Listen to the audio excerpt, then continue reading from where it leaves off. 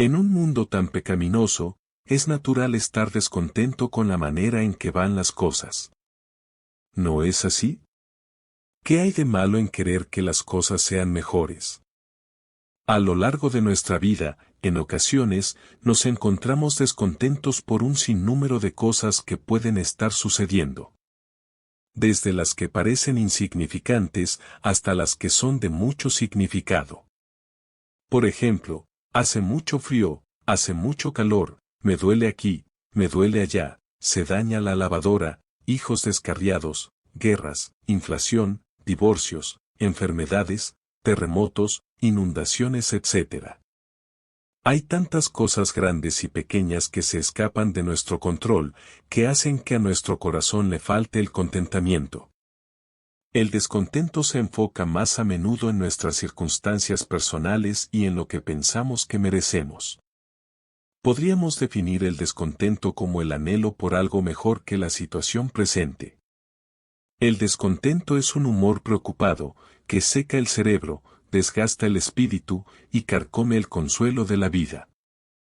El descontento hace que un hombre no disfrute de lo que posee. Una o dos gotas de vinagre, agria toda una copa de vino. Uno de los principales síntomas de descontento es que usted no puede experimentar la paz de estar satisfecho y disfrutar con lo que Dios le ha provisto. Usted siempre está inquieto, siente que tiene un vacío en el interior. Siente ansiedad y tristeza, impotencia por cómo la vida se ha tornado. La infelicidad cristiana, el descontento y la forma en que vemos a Dios están estrechamente ligados. El descontento grita, te mereces algo mejor, y susurra, Dios no te está dando lo que mereces. El descontento es algo con lo que todos luchamos de vez en cuando, y el descontento como cristiano puede ser particularmente difícil.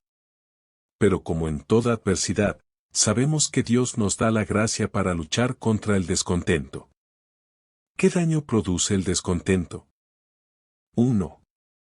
Nos incapacita para las actividades espirituales.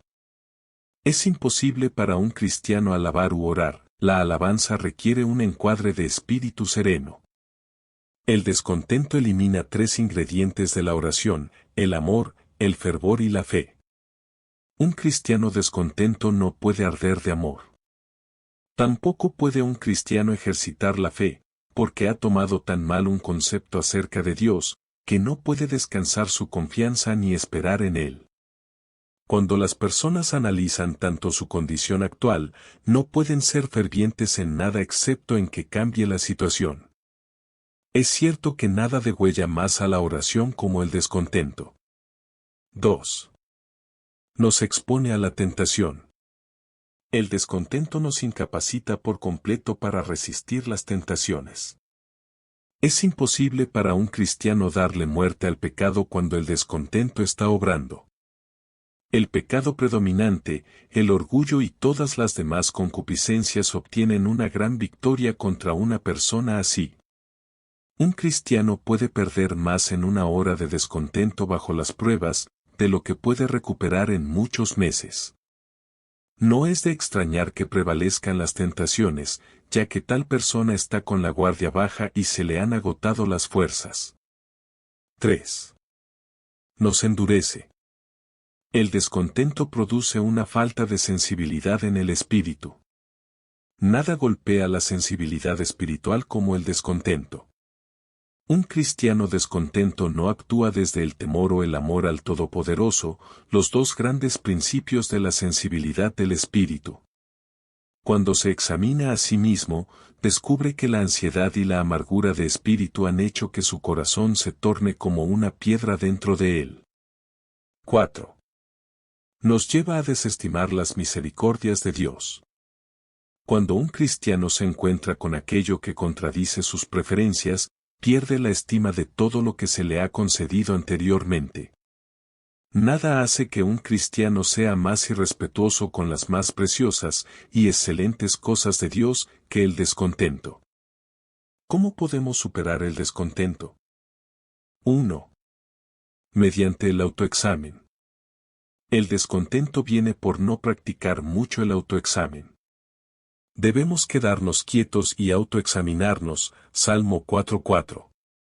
Es la mejor manera de conseguir la sumisión y el contentamiento en cualquier condición. El autoexamen tiene gran influencia en el contentamiento porque considera con precisión nuestras propias imperfecciones. En vez de quejarnos, nos preguntamos por qué deberíamos quejarnos, Lamentaciones 3:39. El autoexamen nos ayuda a entender la intención tras el castigo y su beneficio. Nos ayuda a someternos pacientemente y a adorar la inescrutable sabiduría de Dios para con nosotros en lugar de enfadarnos contra ella. 2. Mediante la determinación. Si estamos resueltos a soportar y someternos a cualquiera y cada una de las pruebas, habrá gran beneficio. Cuando somos castigados, bendecimos a Dios porque no nos va peor. Las aflicciones a menudo nos toman por sorpresa, así que desmayamos el día de la adversidad y comprobamos que nuestra fuerza es limitada. 3. Mediante la mentalidad celestial. Pablo tuvo valentía y constancia en la aflicción porque consideraba las cosas que son eternas. Ahogue los pensamientos de su presente desdicha en esas preciosas profundidades de la eternidad. Contemple el cielo de tal manera que pueda consolar y compensar infinitamente todas sus pérdidas aquí. 4. Con la mirada puesta en Jesús. Si contempláramos la soberanía y el propósito de Dios en las pruebas que enfrentamos, nos daría vergüenza discutir y murmurar tanto como lo hacemos. Preferiríamos someternos a Él. Nos atreveremos a debatir con el Todopoderoso, o a forzar al único supremo y absoluto, a rendir cuentas por sus caminos. 5. Al considerar la brevedad del tiempo. Los pensamientos serios sobre la brevedad de nuestra vida y del tiempo, tratarán con el descontento. Si alguien supiera que solo va a padecer algunas pruebas durante 1 hora, o durante 10 días, se sometería pacientemente. No obstante, no pasará mucho tiempo antes de que el breve periodo de tiempo entre la eternidad pasada y la eternidad futura sea absorbido y no quede nada más que la eternidad. 6. Mediante la humildad. El orgullo es el gran mal predominante que conlleva a la contienda. Es solo por orgullo que contendemos con Dios respecto a su trato con nosotros. Es imposible para un cristiano que no es humilde estar contento. El orgullo es uno de los mayores opositores del estar contento en cualquier condición. En conclusión, hermanos, vamos a trabajar para vencer este espíritu que nos aleja de Dios. El descontento incluye la murmuración y la queja contra Dios. Esto nos impide confiar en Dios, además, nos impide beneficiarnos de las pruebas, en vez de ser santificado por ellas y que el pecado sea removido. El descontento solo incrementa el pecado. Podremos vencer al espíritu de descontento en la medida en que enfoquemos nuestra fe en Dios y en las realidades eternas. El contentamiento se aprende a través de un proceso doloroso y gradual de experiencia, y a través de la dependencia de Dios y de su gracia. A través de las Escrituras podemos ver todas las situaciones que vivieron hombres y mujeres después de la caída de Adán y Eva en Génesis 3. Pero también tenemos la gran bendición que, desde Génesis, la palabra nos muestra en quien debemos confiar, y experimentar contentamiento en medio del dolor, y no perder el gozo, se llama Jesucristo. En sus palabras podemos ver cómo nos exhorta: les he dicho todo lo anterior para que en mí tengan paz. Aquí en el mundo tendrán muchas pruebas y tristezas, pero anímense, porque yo he vencido al mundo. No podemos fijar nuestra mirada en el aquí y en el ahora, nuestra mirada debe estar fija en lo eterno y donde pasaremos la eternidad. Mientras vivamos aquí tenemos la bendición de que, si nos hemos arrepentido de nuestros pecados, y hemos reconocido a Cristo como nuestro Señor y Salvador, y que en nosotros mora el Espíritu Santo, quien es nuestro intercesor, eso debe producir en nosotros gozo y paz en medio de cualquier tormenta. El Señor nos manda a que cuidemos nuestro corazón de todas aquellas cosas que nos pueden llevar a vivir con un corazón descontento. Nuestro corazón debe ser nutrido con lo bueno que encontramos en la palabra y en la confianza en las promesas del Señor.